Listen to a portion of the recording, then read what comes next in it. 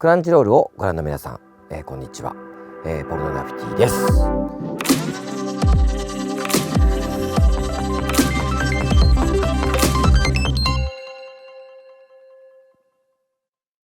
す。質問が来ております。まずは自己紹介からお願いできますでしょうかということで、ボーカルの岡野明人です。よろしくお願いします。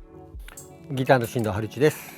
ということで、ポルノグラフィティというバンド名を初めて聞いて驚く方もいるかもしれません。確かにね、グループ名の由来について教えていただけますかということですけども、それは我々の今の懸案事項でもあるんだけども、遡ること30年前、もう20歳そこそこの頃に我々は、大阪、日本の大阪という場所で、インディーズ活動をしてたんですけれども、やっぱりそこでちょっとこう少しでも目立った方がいいっていうアマチュアなんで、その時僕らが好きだったアメリカのバンドのアルバムの名前でそういうインパクトのある名前があったので、それをそのまま拝借して、この名前になったんですけれども、デビューしたそれこそ25年ぐらい前のデビューした時の価値観でいうと、まだこれがちょっと面白いなっていう、日本の皆さんに覚えてもらういいきっかけにはなったんだけれども、さらにこう25年時が経てちょっと失敗したなっていう気も若干してるような名前ではあります。この映像は本当に全世界に行くんですよね。この名前は本当に大丈夫なのかどうかっていうのはほんまにもう一回検証した方がいいんじゃないかっていうような気もするんですが、そんな名前で活動しております。世界中のファンの多くは鋼の錬金術師のメリッサや僕のヒーローアカデミアのザ・デイの楽曲を通じてお二人を知りました。自分たちの楽曲がアニメを通して世界中の人々に届いていることについてどう感じていますか？その昔ハワイに僕は遊びに行った時にちょっとしたなんかの手続きをすることがあって、旅行に行ったんですけど、手続きをすることがあって、そこでこう名前とか書いたり、僕の本名ですよ、本名を書いてこうその係のお姉様に渡した時に、私はあなたを知っているって言われて、なんでって言ったら、いやあなたはポルノグラフィティの歌ってる人でしょって、私はメリッサがすごく好きで鋼の錬金術師がすごい好きで、だからそして名前を見て、あなたは岡野っていうのを見て、私はあなたを知っているって言われて、やっぱりそう考えるとね、僕たちは基本日本を中心に活動してますが、このようにアニメを通じてこの世界中の人にこう覚えてもらってる、曲だけじゃなくても名前ももしかしたら顔もこう覚えてもらってるっていうのはすごく夢のあることですね。今世界中が近くなってこうしたアニメを通じて皆さんと通じ合えているのはとても喜ばしいことなんじゃないかなと思ってます。自分らの活動とは別にその曲が広がっていくっていうのは、本当にありがたいことですし、アニメファンの人たちはその曲の中に別の意味を、我々が作った時とは違うアニメを通して別の意味をこう見出してくれるから、その曲の可能性も広がっていくなと思ってます。お二人は20年以上、26年になるのかな、うちはね、20年以上一緒に活動されています。この20年の間で楽曲やサウンドの変化、進化を感じることはありますか？これは僕たちのってことですよね。世間のこの世界中の音楽の潮流という意味ではなくて、我々のってことですよね。そうですね。どうでしょうね。もちろん長くやってますけど、さっきも言ったように世界のこう流れ、音楽のトレンドみたいなのがあるとは思いますので、そこにあまりに乗り遅れてしまうのはちょっとこうミュージシャンとしても、感覚的に良くないことなんだなと思うんですが、もちろんトレンドもみたいなことを取り入れつつ、でも昔と違うのはやっぱりこう届ける人がいる、ちゃんと楽曲っていうものが自分たちが作った先にはそれを聴いていろんな思いを持ってくれている人がいるっていうことをすごく意識して、トレンドとかそういうことだけに流されず、自分たちのこう作るものを喜んでくれてる人がいるってことを意識してサウンドを構築したり楽曲を作ってるかなと思うんですよね。どうでしょうか。そうですね、やっぱりその、若い頃はトレンドそのものになりたいと思ってやっていましたけれども、今はそれじゃなくてもっと自分らができることを研ぎ澄ましていくという意味では、進化というか変化というか、そういうものは確実に自分らの中であると思います。2016年に僕のヒーローアカデミア第1期主題歌ザ・デイがリリースされましたが、最終シーズンでも再び主題歌を務めることになったと知った時はどのようなお気持ちでしたか、ということです。そうですね、そのザ・デイという曲がヒロアカのファンの皆さんから本当に可愛がってもらっているというか、こう愛していただいているっていう話はよく聞いていたので、それはありがたいなと思いましたし、ヒロアカがずっと続いてファンの皆さんもヒロアカの世界で体験しつつ、時間が経ってまたポルノにっていう流れになったことは縁というかつながりをとても感じたので、ヒロアカのファンの方たちの期待に応えれるような曲は作りたいなと思ったのが最初です。はい、このヒロアカにはいろんなアーティストがいるので、その中からこう選んでいただいたっていうのは非常にありがたいことなんで、頑張ろうという気持ちでその期待に応えようと思うっていう気持ちで、この主題歌をやらさせていただきました。続きまして、第1期の経験や思い出がザ・レボの楽曲制作に影響していたりしますか。どうでしょう。まあね、さっきも言ったけど、ファンヒロアカファンの人が、ね、ザ・デイのことを大切に思ってもらってるっていう非常にありがたいバックボーンがあるので、なんかこう自分たちが思ってる以上にこのザ・デイっていう曲がね、例えば何かの再生回数だとか、例えばフェスに出てそのお客さんの反応とか、そんなのを見てるとすごく、影響力があるコンテンツのオープニングをやらせてもらったからすごく浸透してるんだなっていう感じたので、そういう意味ではさっきと同じですけど、気合いを入れてね、次のこのザ・レボも負けじ劣らずという、そういう楽曲を、そしてしっかりとアニメのフィナーレを飾れるような、みんなが納得できるような楽曲を作りたいなという、そういう影響があったと思います。続きまして、ヒロアカファンはお二人の音楽とともにアニメを楽しんできたかと思います。最終シーズンの主題歌を制作する際、どのような点を考えながら制作されましたか。第1期の楽曲制作の際、期待に応えなければならないというプレッシャーなどはありましたか。第1期の時は、週刊少年ジャンプっていう日本でいう伝説的な、もう少年が誰も通る漫画雑誌があって、でそれは我々ももう幼少の頃読んでて、それこそドラゴンボールがあったり、ワンピースがあったり、ジョジョがあったりみたいなやつをあって、その、週刊少年ジャンプという世界とか空気感っていうのは我々もすごく知ってるから、もちろんヒロアカはヒロアカでオリジナリティのあふれる作品だけれども、やはりその中から生まれてきた作品になることは間違いないから、第1期の時はその空気感をどうに入れれたらなと思ってた。自分らの血の中にも入ってる。で、今回のやつはやっぱもうヒロアカはそれとは関係なく独自にやっぱりすごく世界観を構築してきたから、その最後の方の展開、やっぱ空気感、それこそクライマックス、終焉に向かうその雰囲気みたいなことをヒロアカの世界としてその曲に落とし込めたらなと思って作りました。そうだね。その初めの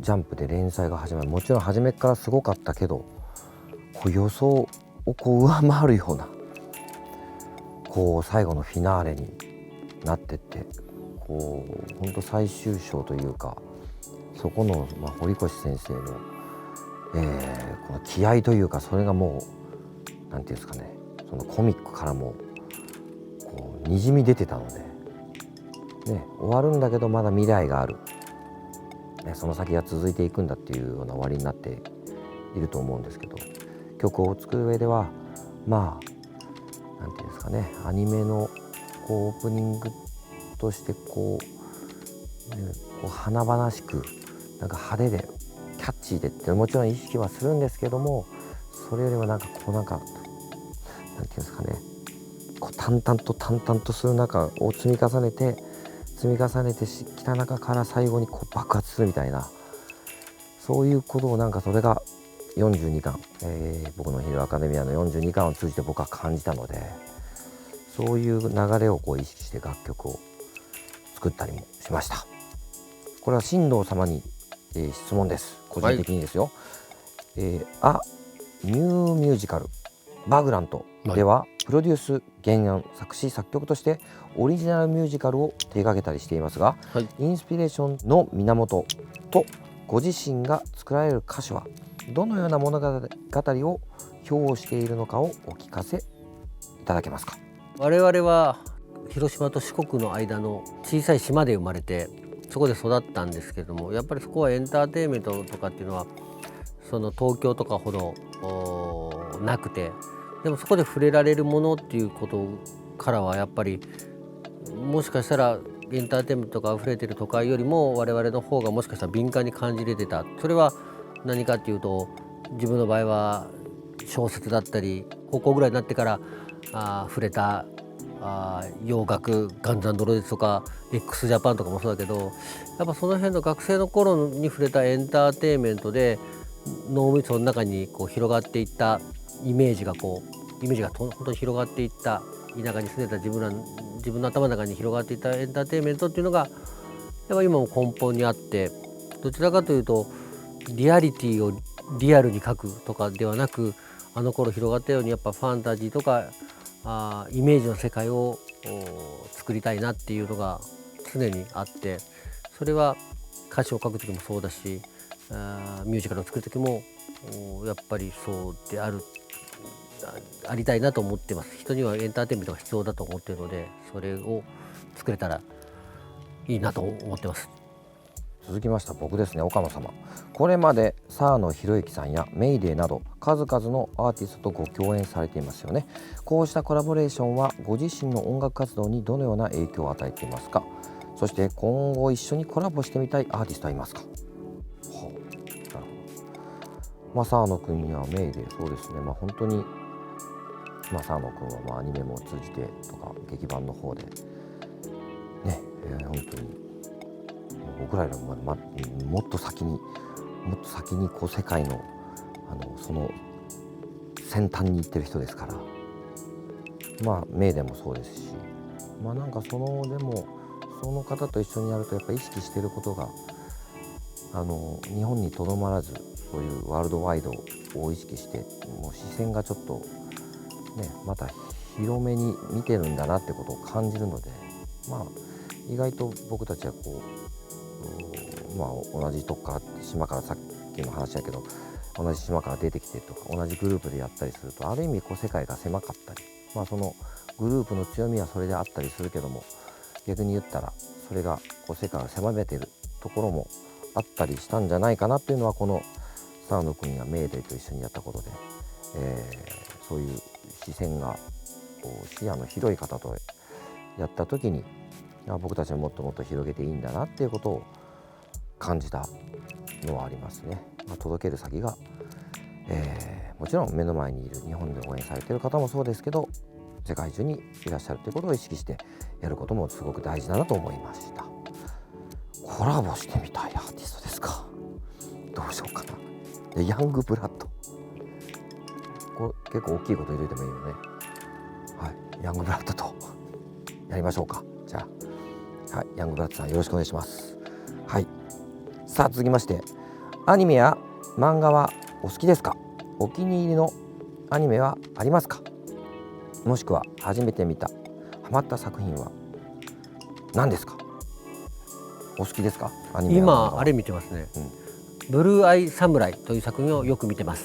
俺も多分海外の作品なんだろうけど、が侍のことをやってるんだけど、やっぱりアニメ、そういう海外の人が日本をすごいこう勉強して、表す日本文化とか、こう我々が見るちょっと違う視線で、温度感かな、違う温度感なのか違う湿度なのか、なんかそういう感じなんだけど、で表す日本の光景がすごい面白くて、キルビルとかもそうだよね。なんかやっぱりすごい日本が新しく見えるっていうか、まあ我々が見えてない日本の面白さみたいなのも表現してくれるね。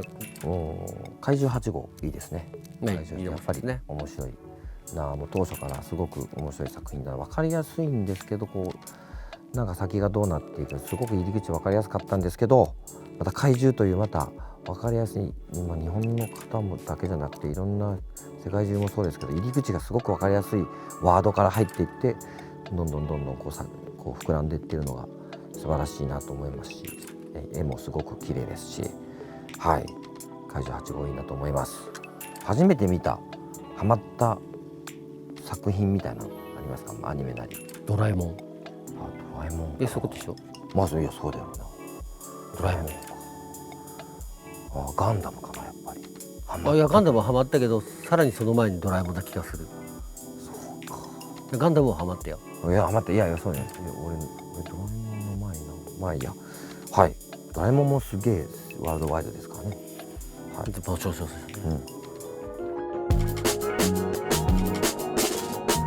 いくつかの質問に基づいてメンバーがヒーローかヴィランタイプかを判断します。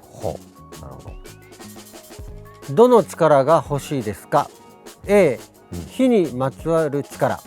B、氷にまつわる力。せーので出しますよ。どっちか。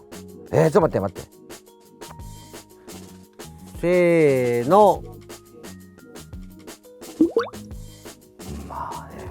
まあ大体メインどころは大体火にまつわる力。困った時に使えるのは火だもんね。まあ分かるよ。ヒーローもんで氷が使えるはやっぱ鬼滅もそうですからね。やっぱね。これ何において生き抜くためにですか？魚焼いたり。いや力が欲しいですかっていう。ああそういうことね。いやそれ生きるためには絶対火だろうがこんなもん。だから火で。氷あんまり使えないなっていうふうに思ったからね。はい。理想の休日はどちらですか？ A、一人でいる。 B、友達と遊ぶ。難しいな。せーの。はい。これ時と場合によりますよね、こんなもんね。元も子もないよね。でもそういうこと、でも、はい。そうだな。誰かが他人のバッグをひったくるのを見かけました。あなたはどうしますか？ A、見なかったふりをする。B、犯人を追いかけて捕まえる。これヒーローがヴィラン化タイプを判断してるからなんていうか明白だよね答えは。そうね。せーの。B というとかないかね。おいく見ないことにする。今ね危ないですからね、世の中。なるほど、そういうのもあるね。世の中危ないですからね。なるほど。見なかったふりはちょっと言い過ぎだけれども、追っかける以外の方法を考える。なるほど。この警察に言うとか。まあ時代によってはね、もう僕はもうヒーロー一直線ですよ。はい。絶対に助けに行こう。はい。ヴィランに遭遇しました。どうしますか？ A、友達になるとする。B、直ちに攻撃。でもまずはいいですよ。はい。せーの。はい。まずはもうヒーローすぐには攻撃しない。さっきの話ですよ。やばいのに、そんなもん。そういきなり攻撃したらね。やべえのに。はい。どちらが最も重要だと思いますか？ A、楽しい時間を過ごすこと。B、大切な人を守ること。せーの。はい。楽しい時間を過ごすこと。それもヴィランタイプです、完全に。そうか。そうか。自分のやりたいことをやるみたいなことか。そうか。失敗したな。でも楽しいことやってたら楽しい大切な人も守っていけるんじゃないか的な。そういうところもありますよね。それもあるし。大切な人を守れる力が欲しいよね、やっぱね。そうね。どちらを救いたいですか？あなたの一番愛する人か、B、世界。深くなってきたね、だんだん話が。今年は深くなってきたね。ほう。どちらを救いたいですか。はあ、これか。ワンフォーオールとオールフォーワンの話かい。も。なるほど。であどっちも目的は一緒だけどやり方が違う的な話だろ。なるほど。世界を救ってたら愛する人も救えるし、愛する人を救ったら世界も救えるみたいな話でしょ。そういうことや。B やろな。 B だよな。はあ、含めた世界オールフォーワン。含めた世界よ。ね、そういうことやね。世界を救えば。はい。どちらの主張に強く賛成しますか。うん。 A 最後まで戦い続ける。 B 大きな力には大きな責任が伴う。どういう話だの。せーの。深いな。深いな。ちょっといろいろ深すぎてコメントが難しいけど。はい、はい。ヒーローであるとはどういう意味を持ちますか。うん。A 称賛され他者に奉仕すること。うん。 B できる限りのことをしてお互いに助け合う必要があること。これなんかだんだん2番目の質問とか覚えてる。休日どう過ごしたいですかお前ね、すごいことになってたね。もう称賛されて他者に奉仕することか B できる限りのことをしてお互いに助け合う必要がある。まあ流れ的には B なんじゃないな。何の流れなんか知らんけど、いやーちょっと深いな最後の。どんどん深くなってくる。はい。はい、集計の結果僕がヒーロータイプああ、で岡野さんが、A と B が同数だったと。どうす。その場合は自分で選んでいいと。はあ、なるほど。自分で選んでいい。自分で選んで4だったからね。ヒーローかヴィランか自分で選んでくださいと。いや、じゃあ俺ヴィラン選ぶわ。ヴィラン選びます。次は春一対岡野があるかもしれんね。ヒーロー対ヴィランのね。はい、それがファイナルシーズンの続きにあるかもしれませんので、ヒロアカのよろしくお願いします。クランチロールをご覧の皆さん、見てくれてありがとうございます。ということで、ヒロアカのファイナルシーズン、そのアニメとともに、ザレボ、ポルノグラフィティのザレボを楽しんでくれればと思っております。ありがとうございます。ありがとうございました。